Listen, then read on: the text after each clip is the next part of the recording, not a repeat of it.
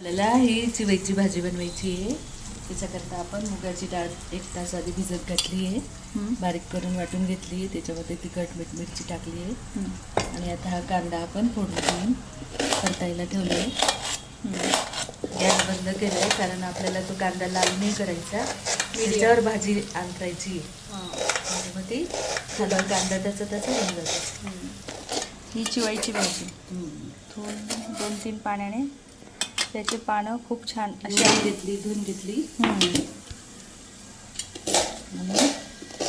तर उन्हाळ्यात खूप छान लागते ती, असं वातावरणापेक्षा थंड असते ती. बरोबर. चव पण त्याची अशी थोडी आंबट आणि डाळीसोबत खूप छान टेस्ट आहे.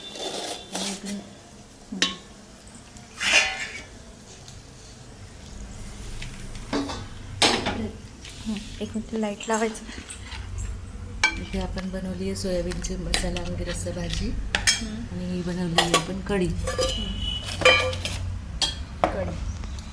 चिवईची भाजी सुकी नको व्हायला खाताना म्हणून. आणि कणिक भिजवली आता पोळ्या करायची.